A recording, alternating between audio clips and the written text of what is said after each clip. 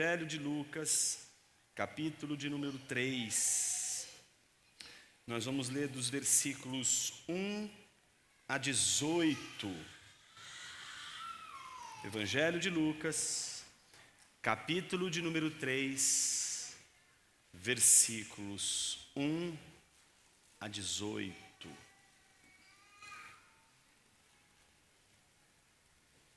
Diz assim a palavra de Deus. No 15º ano do reinado de Tibério César, sendo Pôncio Pilatos governador da Judéia, Herodes, tetrarca da Galileia, seu irmão Filipe, tetrarca da região de Itureia e Traconites, e Lisânias, tetrarca de Abilene, sendo sumos sacerdotes Anás e Caifás, a palavra de Deus veio a João, filho de Zacarias, no deserto. Ele percorreu toda a região, nas imediações do Rio Jordão, pregando o batismo de arrependimento para a remissão de pecados, conforme está escrito no livro das palavras do profeta Isaías. Voz do que clama no deserto, preparem o caminho do Senhor, endireitem as suas veredas, todos os vales serão aterrados e todos os montes e colinas serão nivelados, os caminhos tortuosos serão retificados, e as estradas irregulares serão aplanadas, e toda a humanidade verá a salvação que vem de Deus. João dizia às multidões que saíam para ser batizadas: raça de víboras, quem deu a entender que vocês podem fugir da ira vindoura? Produzam frutos dignos de arrependimento, e não comecem a dizer uns aos outros: temos por pai Abraão. Porque eu afirmo a vocês que Deus pode fazer com que destas pedras surjam filhos a Abraão. E também o machado já está posto à raiz das árvores. Portanto, toda árvore que não produz bom fruto é cortada e lançada ao fogo.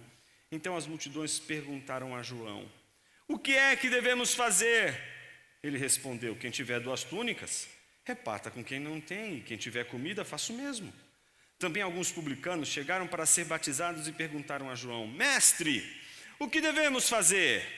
Ele respondeu: não cobrem mais do que estipulado. Também os soldados lhe perguntaram: e nós, o que devemos fazer? E ele lhes disse: não sejam prepotentes, não façam denúncias falsas e contentem-se com o salário que vocês recebem. Estando o povo na expectativa, e pensando todos em seu íntimo a respeito de João, se por acaso ele não seria o próprio Cristo, João tratou de explicar a todos: eu, na verdade, batizo vocês com água, mas vem aquele que é mais poderoso do que eu, do qual não sou digno de desamarrar as correias das suas sandálias. Ele os batizará com o Espírito Santo e com fogo. Ele tem a pá em suas mãos para limpar a sua eira e recolher o trigo no seu celeiro, porém queimará a palha num fogo que nunca se apaga. E assim, com muitas outras exortações, João anunciava o evangelho ao povo. Mas Herodes, o tetrarca, sendo repreendido por João por causa de Herodias, mulher de seu irmão, e por todas as maldades que o mesmo Herodes havia feito, acrescentou a todas as outras, ainda esta: mandou prender João. Oremos. Senhor, fale conosco através de Tua palavra, que Teu Espírito Santo nos ilumine uma vez mais, e não apenas venhamos a entender o que a Tua palavra tem a nos dizer, mas possamos ser transformados por ela. Pela graça e misericórdia do Senhor, clamamos nesta manhã, em nome de Jesus. Amém.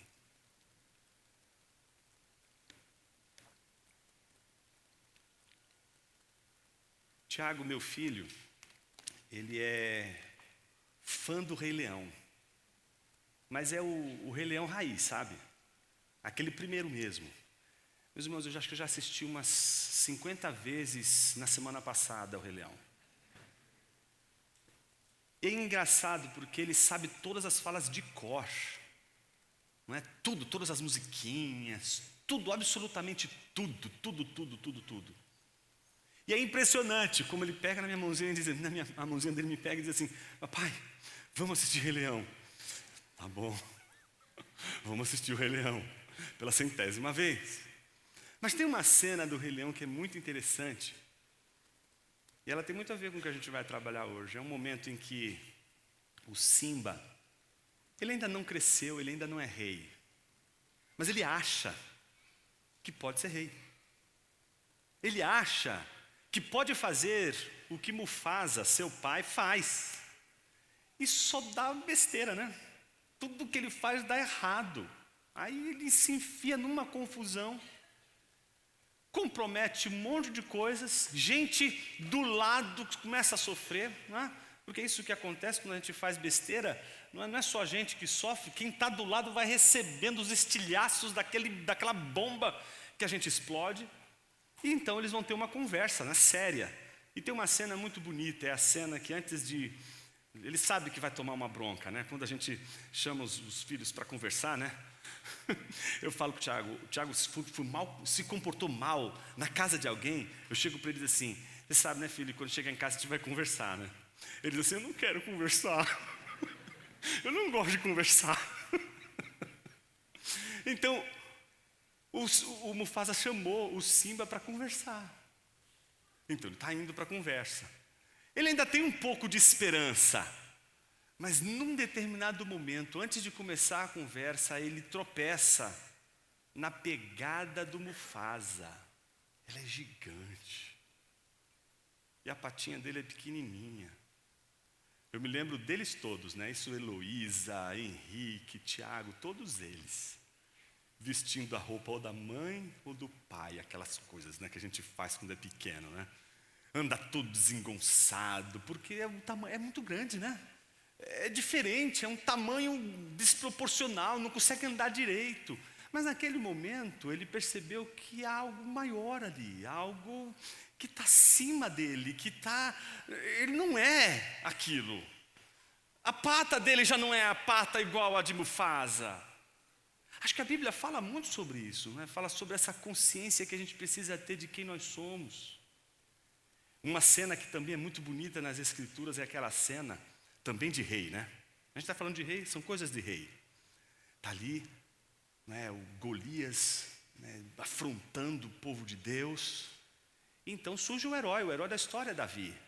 Mas o rei quem é? Saul é o rei. Então quando ele vai para a guerra, ele não é Davi um guerreiro, ele não é um soldado, ele não está acostumado a usar armas e armaduras. Mas oferecem a armadura do rei para ele. Nenhum guerreiro teria tamanha honra como teve Davi, a de usar a armadura de Saul. Mas quando colocaram a armadura nele, aquela armadura não cabia, mais atrapalhava do que ajudava, porque aquela armadura não foi feita para ele. Aquela armadura foi feita para Saul. Não adiantava ele usar, porque aquela armadura era de outro rei. Você já parou para pensar como a gente às vezes cria expectativas de nós mesmos, que são expectativas extremamente distantes da realidade? A gente quer ser coisas que a gente não é. E aí a gente acha que é assim, né? Existe um horizonte de opções, eu vou escolher apenas a coisa que eu quero ser. A gente nunca se faz a pergunta, será que essa armadura cabe em mim? É sobre isso que a gente vai falar hoje. Sobre a consciência de si. Sobre a consciência de nós mesmos. Sobre as expectativas que nós criamos de nós mesmos. Às vezes, elas são tão otimistas, tão otimistas, tão otimistas, que a gente passa uma vida inteira tentando se tornar aquilo que a gente nunca vai ser. Essa consciência de si, ela é tão importante, porque ela não só revela as nossas expectativas, a nossa mania de criar expectativas sobre quem nós somos e o que nós vamos realizar. Elas também são importantes porque revelam a maneira desastrosa com a qual as nossas expectativas nos enfiam em missões, em enrascadas, em situações que a gente, quando está nelas, não gostaria de estar. Nós vamos falar hoje sobre como lidar com as expectativas erradas que temos de nós mesmos. O texto que nós acabamos de ler é uma longa sessão dedicada à apresentação que Lucas faz do ministério de João Batista. Ele vai explicar o ministério todo aqui. Depois dali, o que a gente vai ver é o batismo de Jesus e o ministério de Jesus, o início do ministério de Jesus. Esse capítulo, portanto, encerra tudo o que precisava ser dito sobre João Batista. E nós vimos na leitura que do versículo 1 ao 6, Lucas nos deu um contexto histórico bastante detalhado, não só dos imperadores, dos tetrarcas, dos sumos sacerdotes, colocando João Batista no tempo e no espaço.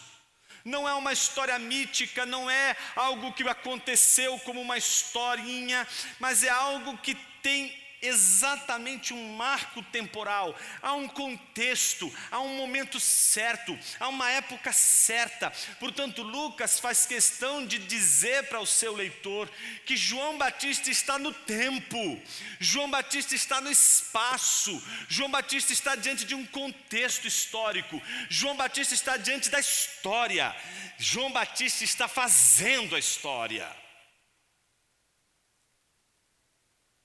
Do versículo 7 ao versículo 14, nós aprendemos quem é esse João Batista pela sua pregação. Uma pregação que é uma promessa de reforma moral. É a reforma moral de todas as instâncias. Envolve tanto publicanos, como as multidões que seguem João Batista, como os soldados. Todos estão ouvindo uma mensagem de João Batista, que é uma pregação centrada em um único tópico, o tópico do arrependimento. Arrependam-se dos seus pecados e sejam batizados. É um profeta que surge no contexto histórico que acaba de ser descrito, como um profeta que exorta o tempo todo, que chama o povo, e não importa qual área, qual contexto se faça esse povo é chamado ao arrependimento, é chamado à reforma moral. Dos versículos 15 ao 18, a gente vê a pregação do Evangelho. A gente vê o próprio compromisso de João Batista em pregar o Evangelho. E somente nos versículos 19 e 20 a gente sabe o desfecho de toda a vida de João Batista, que é ser preso, e portanto o fim de João Batista sendo já ali anunciado, prescrito pelos versículos 19 a 20. Essa é a estrutura toda a sessão. Nós vamos nos dedicar a apenas uma parte dela, que está nos versículos 15 a 18, a pregação do Evangelho. Observe uma vez mais esse texto que nós acabamos de ler. Versículo de número 15. Estando o povo na expectativa, e pensando todos em seu íntimo a respeito de João, se por acaso ele não seria o próprio Cristo, João tratou de explicar a todos: eu, na verdade, batizo vocês com água, mas vem aquele que é mais poderoso do que eu, do qual não sou digno de desamarrar as correias das suas sandálias. Ele os batizará com o Espírito Santo e com fogo. Ele tem a pá em suas mãos para limpar a sua eira e recolher o trigo do seu celeiro, porém queimará a palha num fogo que se apaga. E assim, com muitas outras exortações, João anunciava o Evangelho ao povo. Esse trecho que nós acabamos de ler tem alguns ensinos preciosos sobre a consciência de si. O primeiro deles está no versículo 15 e aparece exatamente na expectativa que o povo tem de João Batista. Observe o versículo 15, o que diz: que o povo tinha uma expectativa sobre João Batista. E qual é a expectativa que o povo, que a multidão tem de João Batista?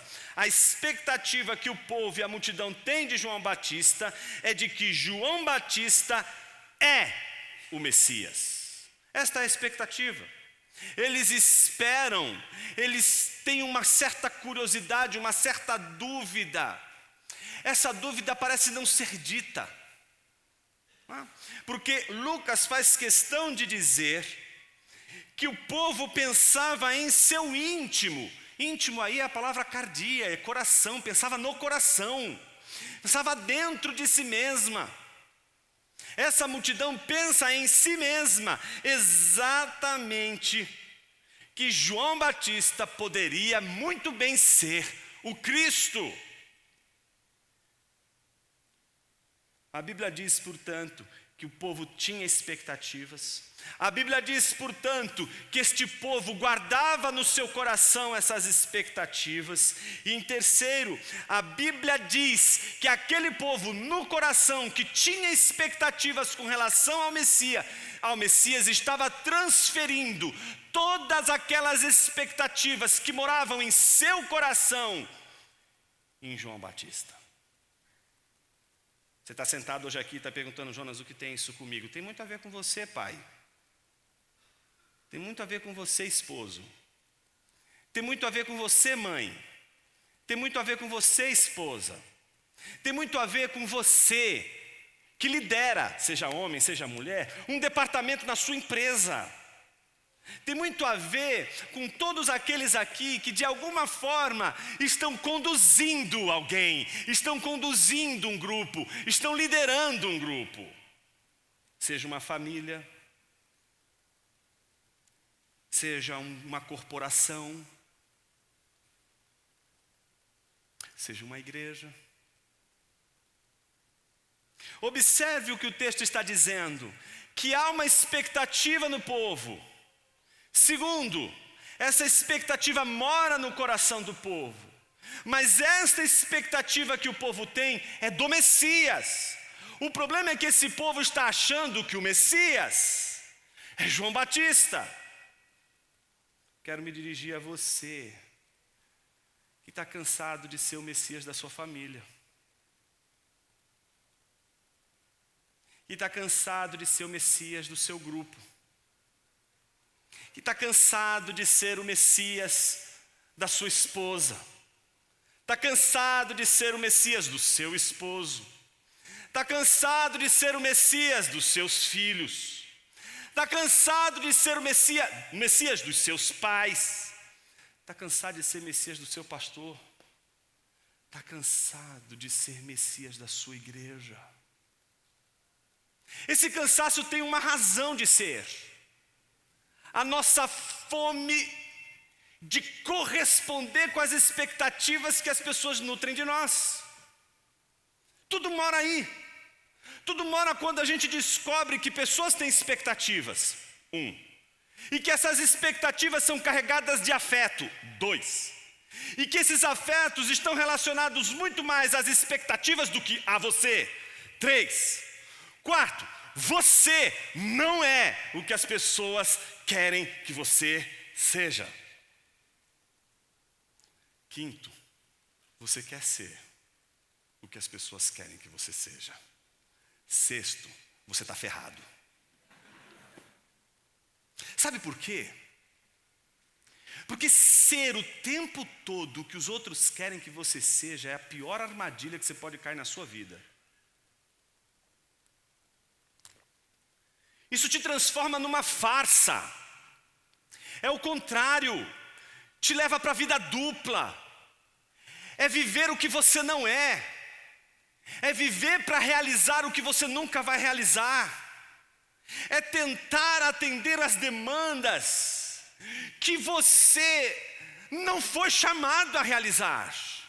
E quando a gente assume papéis que não são nossos, é como se a gente estivesse colocando a pegada numa pegada maior do que a nossa. É como se estivéssemos usando armaduras que são maiores do que nós mesmos, armaduras que não são apropriadas e adequadas a nós mesmos, mas aceitamos, ficamos quietos.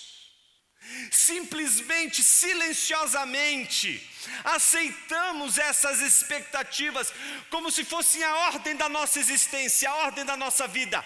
Seja o que as pessoas querem que você seja.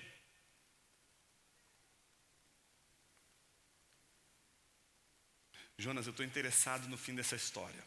Então observe João Batista. João Batista é exatamente essa pessoa. João Batista é alguém que está diante de pessoas que nutrem expectativas sobre o Messias. Elas nutrem no coração afetos com relação a essa expectativa e elas acham que João Batista é exatamente o correspondente dessas expectativas. A pergunta é João Batista aquele que as pessoas querem que ele seja? Não. Nós sabemos disso. Nós conhecemos a história. Nós sabemos quem é João Batista. E nós sabemos quem o povo quer que João Batista seja.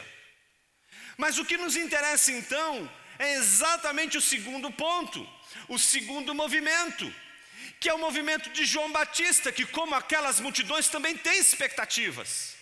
Então não temos apenas as expectativas de João Batista, do povo, mas nós temos as expectativas de João Batista, e elas estão presentes nos versículos 16 e 17. Então se o versículo 15 nos revela as expectativas do povo em relação a João Batista, o versículo 16 e 17 nos revela as expectativas de João Batista, seja com relação ao povo, seja com relação a quem o povo diz que ele é. O versículo 16 abre em primeiro lugar com uma consciência clara de si mesmo. Eu queria chamar a sua atenção para a grandeza do caráter de João Batista. Eu quero chamar a sua atenção para a grandeza de espírito de João Batista. Quero chamar a sua atenção para uma alma robusta. A alma de João Batista é uma alma robusta. Porque em primeiro lugar, João Batista, mesmo se dando conta das expectativas do povo, mesmo se dando conta do que o povo pensava e dizia, ainda que fosse no não dito, ele sabe quem ele realmente é. E ele começa exatamente explicando para aquele povo que tinha expectativas erradas sobre ele, ele começa explicando exatamente quem ele é. Observe o versículo 16. João tratou de explicar a todos: eu, na verdade, vos batizo com água. Ele estabelece exatamente a missão dele. Ele tem consciência do que ele tem que fazer. Ele não está dizendo que ele não tem uma missão. Ele não está dizendo que ele não é alguém. Ele não está dizendo que ele é um nada. João Batista não fez o grande desafio: eu sou X ou nada. Não. João Batista sabe quem ele é. João Batista sabe da sua missão. João Batista tem consciência clara de si mesmo.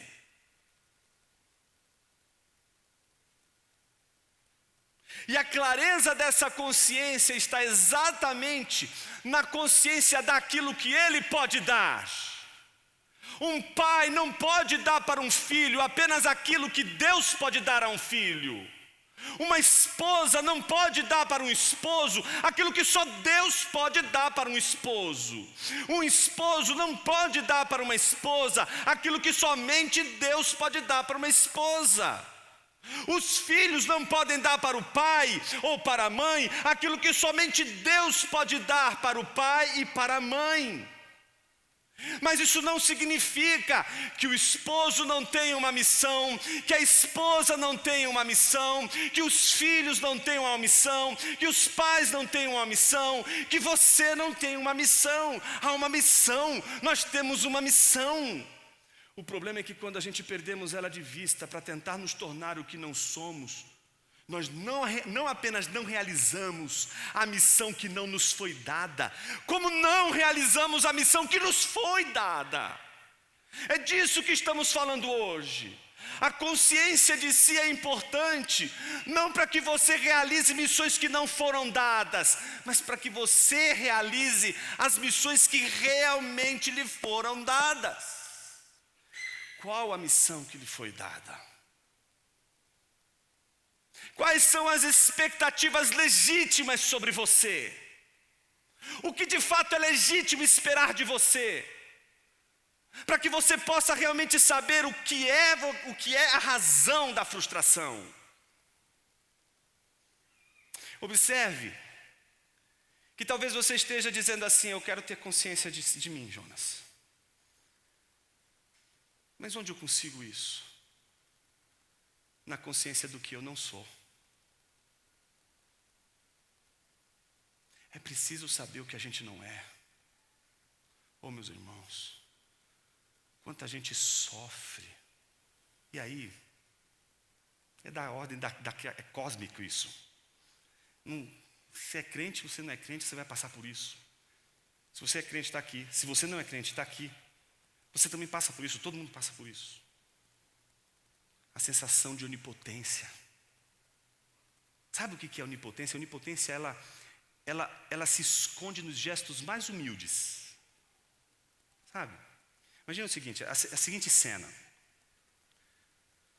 Se eu tivesse chegado a tempo, meu filho não teria passado pelo que ele passou. Se eu pudesse voltar no passado e fazer diferente, minha esposa não estaria sofrendo o que ela está sofrendo hoje. Olha como você não percebeu a sua onipotência. Quem foi que disse que é você que tem o controle dessas coisas? A sensação de onipotência é aquela sensação que você acha que você é o herói.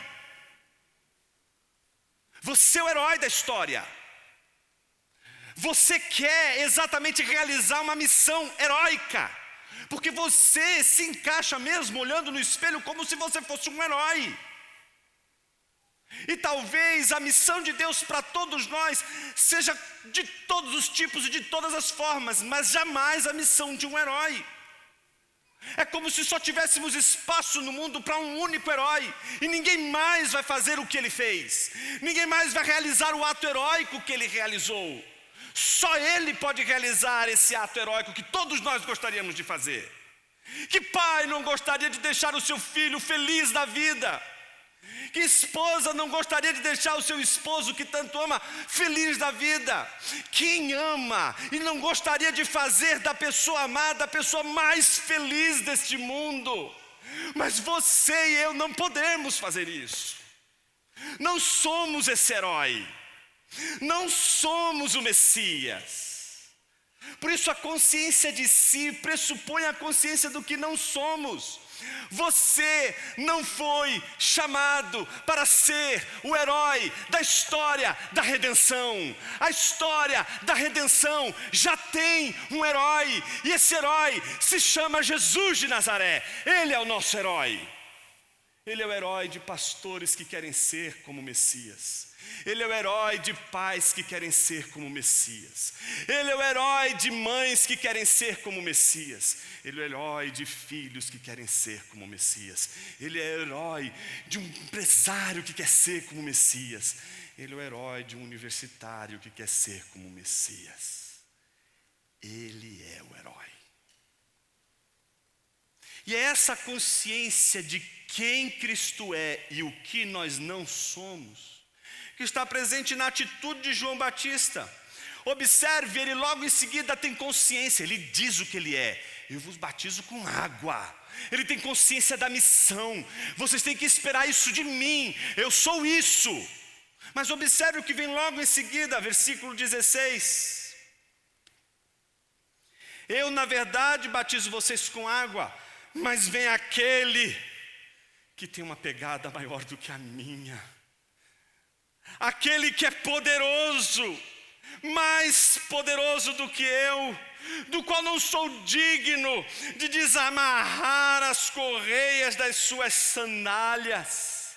É como se João Batista estivesse dizendo àqueles que esperam que ele seja o Messias, e dizendo a eles o seguinte: não sou eu que vou te fazer feliz, não sou eu que vou te trazer contentamento, mas ele sim, ele é mais poderoso do que eu, ele vai poder te fazer feliz. O que seria de um casal em que um dos cônjuges olha para o outro e diz assim: não sou eu que vou te fazer feliz, ele vai te fazer feliz, vamos olhar para ele, vamos olhar para Jesus. O que seria dos seus filhos se você olhasse nos olhos dos seus filhos e dissesse exatamente para os seus filhos: não sou eu, não é sua mãe, é Jesus que vai te fazer feliz, ele vai preencher todo o vazio do seu coração, porque ele é mais poderoso do que todos nós. O que seria de um pastor de uma igreja que dissesse para a sua igreja exatamente isso: não é nenhum presbítero dessa igreja que vai garantir a felicidade desta igreja, é o Senhor desta igreja que vai fazer esta igreja gozar a mais alegria de todas as alegrias, que é comungar da mesa do Cordeiro de Deus, do Messias. A consciência de si pressupõe a consciência do que nós não somos, mas a boa notícia é que a consciência do que nós não somos, quando ela é regada com a consciência do que Ele é, descobrimos então que o poder não está em nós, que a realização não está em nós, que tudo está na mão da providência divina. Eu tenho uma missão, eu tenho que destruir esse anel de uma vez por todas. Eu sei que eu vou querer ficar com esse anel no final, mas a minha confiança é de que, apesar de ser um traidor, de negar a Jesus, alguns de venderem a carne de Jesus por moedas de prata, é a consciência de que, no final, Ele vai vencer. O anel vai ser destruído, porque a missão já tem um herói, um único herói, e é porque Ele é invencível, o único rei invencível, é que nós podemos dormir conscientes de que a missão que nós gostaríamos de ter, nós não temos condições de realizar, mas Ele tem e vai realizar. Observe o versículo 17. Ele apresenta uma terceira característica. Olha que coisa curiosa. Primeira característica: Ele é mais poderoso do que eu. Olha o comparativo. Ele é mais poderoso do que eu. Então a consciência de si pressupõe que ele sabe que aquele que vai realizar a missão que o povo quer que ele realize é maior do que eu. Segundo, eu batizo com água, mas ele batiza com Espírito Santo e com fogo. Atenção, cuidado, não é como fogo, é com fogo. Há um abismo que separa Atos e Lucas aqui, meus irmãos. Não vai confundir com Pentecoste aqui. Lá é línguas como de fogo, é uma metáfora. Aqui é o batismo do fogo. O batismo do fogo, que é o mesmo batismo do Espírito, é aquele que não dá para você seguir a Jesus se você não passar por ele. É o fogo da purificação, é o juízo de Deus sobre a velha natureza, é o juízo de Deus sobre toda a fome de pecado em sua vida e sua carne, é o juízo de Deus sobre a velha natureza, sobre o velho homem, que mortifica desde o batismo do fogo até o processo final, o desfecho final de toda a salvação, com a glorificação de nossas almas, a mortificação plena e total deste velho homem. É no batismo do fogo que este velho homem recebe o primeiro golpe mortal. Dali ele não vai mais sobreviver, dali ele sabe que está condenado à morte. O batismo do fogo é o batismo de todos os crentes que, quando creem em Jesus de Nazaré, recebem um golpe mortal em sua carne, foram separados de uma vez por todas. Esse velho homem está agora ferido com um fogo que fere a sua carne de uma maneira em que ele nunca mais poderá ter a esperança de que um dia viverá. Ele vai morrer. E a cada dia, a santidade do Senhor é a mortificação desse velho homem. Esse homem que vai morrendo a cada dia. Esse homem que vai perdendo a sua vida a cada dia. E que você sabe que ele está condenado a morrer de uma vez por todas. Esse batismo do fogo, esse batismo do Espírito, é o batismo da separação. É o batismo que separa o povo de Deus, que passa um corte, que tira o povo de Deus do reino das trevas e planta o reino de Deus no reino do Filho da sua luz. Como ele faz isso? Como um fazendeiro que tem na sua mão uma pá, e ele vai para a sua eira e percebe que tem duas coisas misturadas ali. Tem trigo e palha. Ele precisa separar o trigo e a palha, porque no celeiro não cabe palha. O lugar do trigo é o celeiro. Ele vai separar. Ele vai separar a palha do trigo. E ele sabe que o fogo queimará a palha. É o juízo de Deus. João Batista está anunciando que Cristo Jesus é aquele que separa.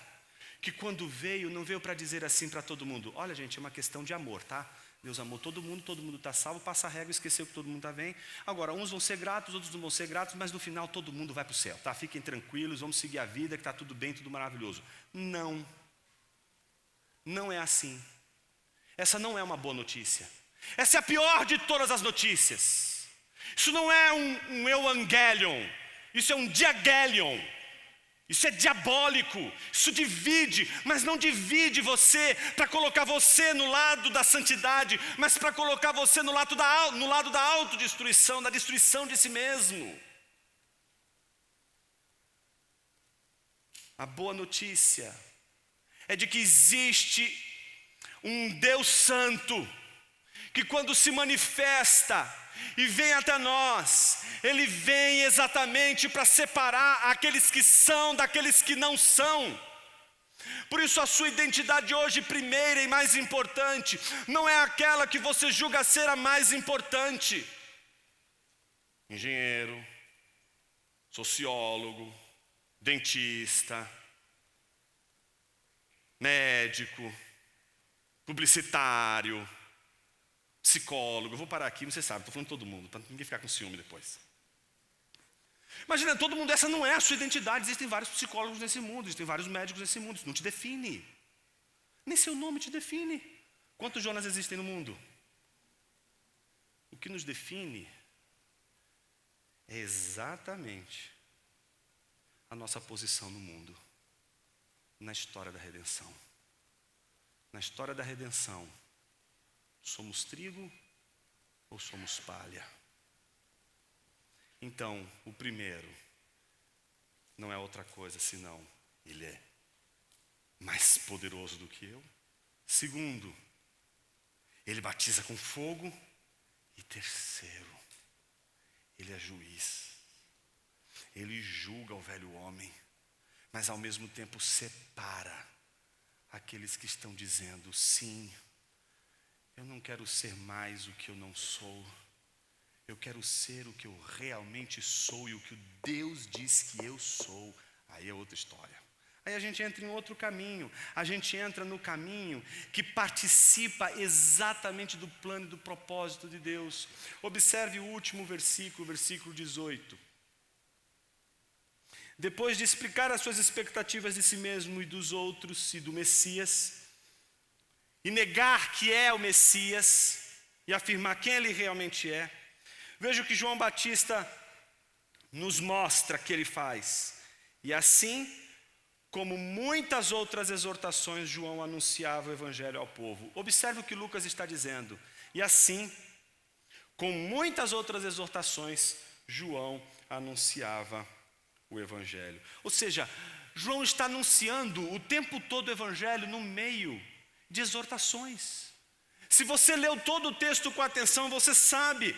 Versículo 7, raça de víboras, quem deu a entender que vocês podem fugir da ira vindoura? Produzam frutos dignos de arrependimento. Ou seja, toda a pregação de João Batista era acompanhada de uma palavrinha fundamental: arrependa-se, arrependa-se, arrependa-se.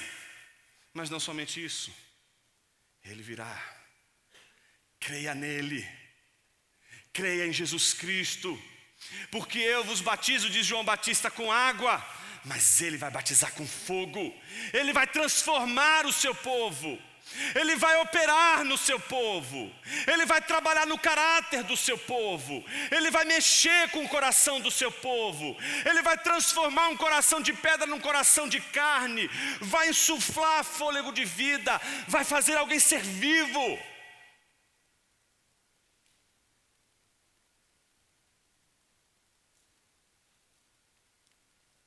Abra sua Bíblia em Lucas capítulo 9.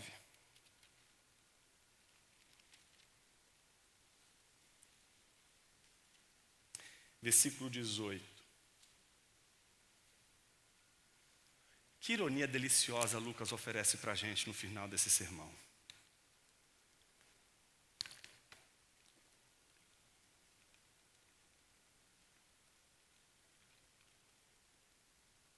A gente falou da expectativa das multidões. A gente falou da expectativa daquele que anuncia aquele que realmente é. Mas e aquele que realmente é? Observe o que Lucas diz, a partir do versículo 18. E aconteceu que enquanto Jesus estava orando, em particular, achavam-se presentes os discípulos, a quem perguntou: quem as multidões dizem quem eu sou? Primeira coisa importante, Jesus não está com crise de identidade. Ele não está assim: meu Deus, quem será que eu sou? Senhor, me revela. Tem algum problema aqui que eu não estou sabendo quem eu sou, eu preciso saber. Não, Jesus sabia muito bem quem eu sou, quem ele era. O que ele está fazendo aqui é uma pergunta retórica.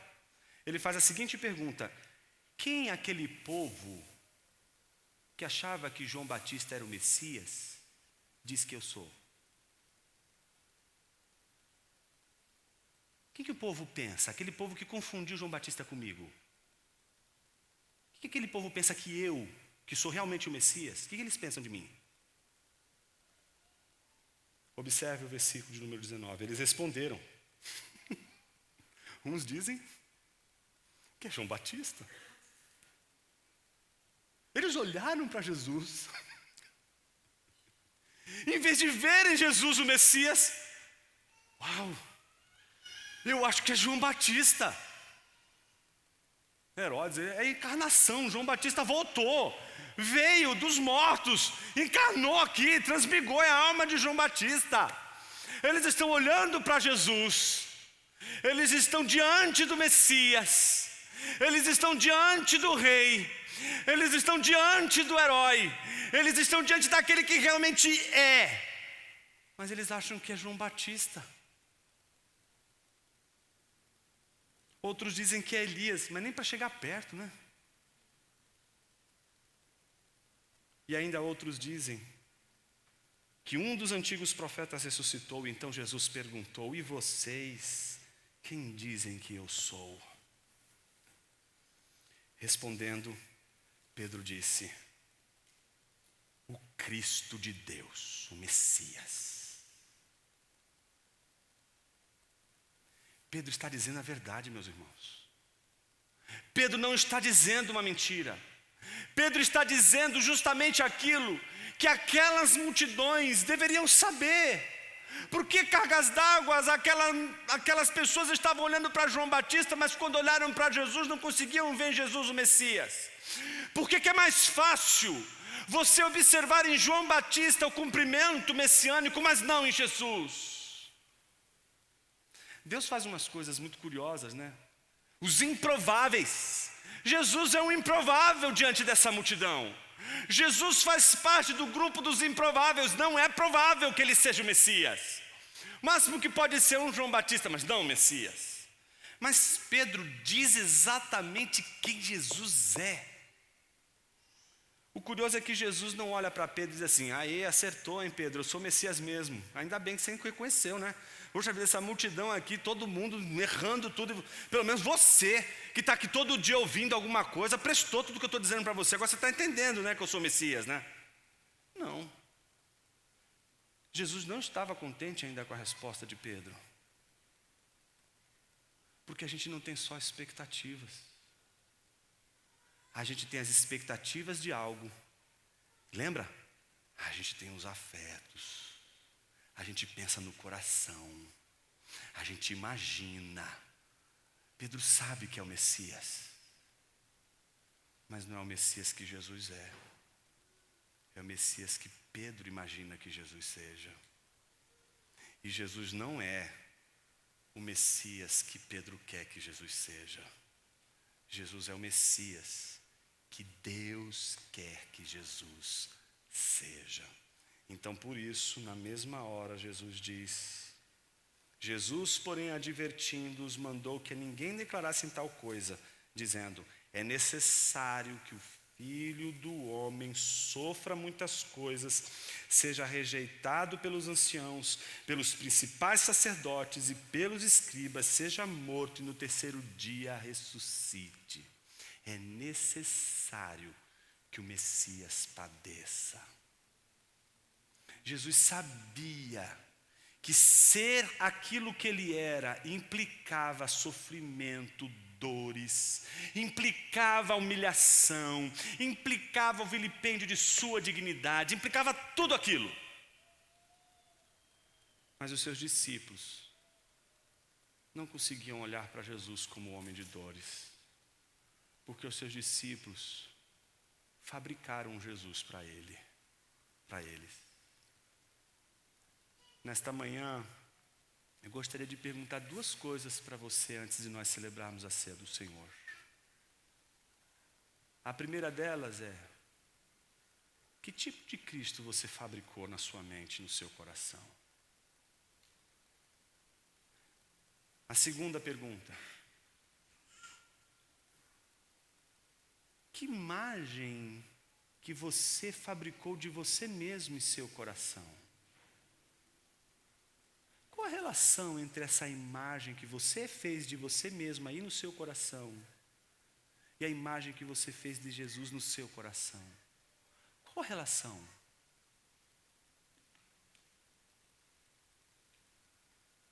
Se você me disser o teu Cristo quem é, eu direi imediatamente quem você é. Porque a verdadeira confissão da sua verdadeira identidade está ligada e inseparável da sua confissão sobre quem Jesus é. Quem Jesus é. Ele não veio aqui para fazer entretenimento com a gente, para fazer uma cosquinha na nossa barriga e dizer: você é o cara, hein? Não. Jesus, ele é o Salvador, o Redentor de homens moralmente falidos. Não somos dignos dessa mesa. Não somos dignos dessa mesa. Quando olhamos para essa mesa, quando observamos o que ela representa, não tem como olharmos para essa mesa e nos sentirmos à vontade nessa mesa, até o momento em que nós ouvimos a palavra de Deus nos dizer: arrependa-se. É nesse exato momento em que nos arrependemos da nossa falência moral, nos arrependemos de nossa depravação moral. É nesse exato momento em que, reconhecendo a nossa falência moral, que nós erguemos as nossas mãos aos céus dizendo: Senhor, salva-me da minha impureza com teu fogo purificador. Lava-me com as tuas águas purificadoras. para que você possa participar dessa ceia. Não porque você é digno desta ceia, mas porque Ele te tornou digno para participar desta ceia hoje, nesta manhã, lavando você dos seus pecados, pelo perdão dado a Deus pela morte de Cristo Jesus na cruz do Calvário. Não, essa mesa não é para pessoas dignas que se acham merecedoras dessa mesa. Essa mesa é para aqueles que acham que não são merecedores dessa mesa, porque reconhecem a sua falência moral. Essa mesa é para você. Essa mesa não foi para quem olhou para o seu coração e disse: eu sou o cara que Deus quer que eu seja. Essa mesa é para aqueles que colocam a pata numa pegada maior e diz assim: eu sou tão pequeno, Ele é tão grande, Ele não precisa de mim, mas eu preciso dele.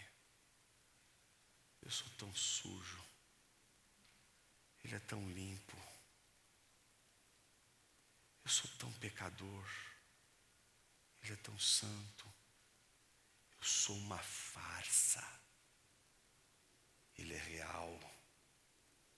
Eu sou aquilo que os outros querem que eu seja, Ele é aquilo que sempre foi, sempre é e sempre será. É verdade, eu não vejo a hora da gente poder dizer um dia aqui com todas as letras: irmãos, podem tirar as máscaras. Mas hoje eu não quero falar desse dia, eu quero falar das outras máscaras. O sermão de hoje é o sermão para aqueles que se despem para isso aqui. Porque aqui a farsa cai. Aqui a farsa não se sustenta. Aqui a farsa se dissolve. Porque quem teme ao Senhor e celebra a ceia, sabe que não merece e que está sendo convidado para participar desta ceia, mesmo não merecendo. É convidado como alguém que ouviu a palavra do Senhor dizendo: arrependa-se, acompanhada de uma boa notícia: os teus pecados foram perdoados. Jonas, estou ouvindo pela primeira vez o Evangelho. O que eu faço? Arrependa-se e creia em Jesus Cristo. Arrependa-se e creia que o único que pode fazer você feliz não é você, nem as pessoas à sua volta. Somente o Messias pode te fazer feliz. E esse Messias, ele às vezes não parece rei. Ele às vezes não parece todo poderoso. Ele às vezes não parece que é tão grandioso como a gente imagina que ele seja. Porque às vezes a gente olha para ele e vê ele no madeiro pendurado. Mas a ceia é o dia que a gente também lembra que a morte não venceu, que o cordeiro imolado virá como um leão, todo poderoso, rugindo para todas as nações. A Bíblia diz que ninguém pode participar da ceia do Senhor sem autoexame. Que tal você aproveitar esse momento e se fazer essa pergunta: quem Jesus é? Quem eu sou? Curva a sua cabeça.